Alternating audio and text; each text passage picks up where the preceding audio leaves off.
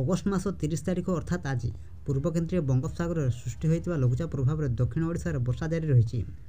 ଆସନ୍ତା 2 ଦିନ ରାଜ୍ୟର ବିଭିନ୍ନ ଜିଲ୍ଲାରେ ବର୍ଷାର ମାତ୍ରା ବଢ଼ିବାର ସମ୍ଭାବନା ରହିଛି।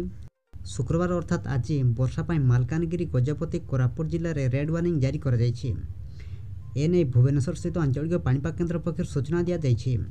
ତେବେ ଜାରି ରହିଥିବା ଲଘୁଚାପ ପ୍ରଭାବରେ ଓଡ଼ିଶାର କେଉଁ ସବୁ ଜିଲ୍ଲାରେ ଅଧିକ ବର୍ଷା ହେବାର ସମ୍ଭାବନା ରହିଛି, ଏହା ସହିତ ଓଡ଼ିଶା ପ୍ରତି କେତେ ମାତ୍ରାରେ ବିପଦ ରହିଛି, ସେ ନେଇ ଭିଡ଼ିଓରେ ସମ୍ପୂର୍ଣ୍ଣ ସୂଚନା ଜାଣିବା। କିନ୍ତୁ ତା ପୂର୍ବରୁ ଭିଡ଼ିଓକୁ ଗୋଟେ ଲାଇକ୍ କରନ୍ତୁ ଏବଂ ଚ୍ୟାନେଲକୁ ସବସ୍କ୍ରାଇବ୍ କରି ପାଖରେ ଥିବା ବେଲ୍ ଆଇକନ୍କୁ ପ୍ରେସ୍ କରି ଅଲ୍ ନୋଟିଫିକେସନ୍ ଅନ୍ କରି ରଖନ୍ତୁ, ଯାହାଦ୍ୱାରା ପ୍ରତ୍ୟେକ ଦିନ ପାଣିପାଗ ସମ୍ବନ୍ଧୀୟ ଲାଟେଷ୍ଟ ଅପଡେଟ୍ ଆପଣମାନେ ସର୍ବପ୍ରଥମେ ଆମ ଚ୍ୟାନେଲ ମାଧ୍ୟମରେ ପାଇପାରିବେ।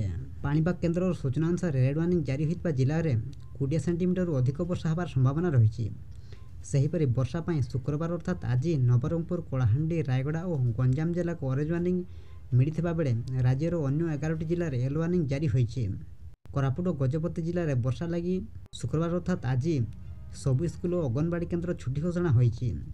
ଜିଲ୍ଲାରେ ଅଗ୍ନିଶମ ଏବଂ ଓଡ୍ରାଫ୍ ଟିମ୍କୁ ସଜାଗ ରହିବା ପାଇଁ ନିର୍ଦ୍ଦେଶ ଦିଆଯାଇଛି।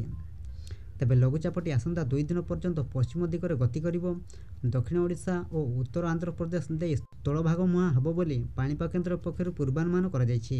ଓଡ଼ିଶାରେ ଏବେ ମୌସୁମୀ ସକ୍ରିୟ ରହିଥିବାରୁ ଲଘୁଚାପଟି ଅଧିକ ଘନୀଭୂତ ହେଲେ ରାଜ୍ୟରେ ବର୍ଷାର ପରିମାଣ ବଢ଼ିପାରେ ବୋଲି ପାଣିପାଗ କେନ୍ଦ୍ର ପକ୍ଷରୁ ଆକଳନ କରାଯାଇଛି।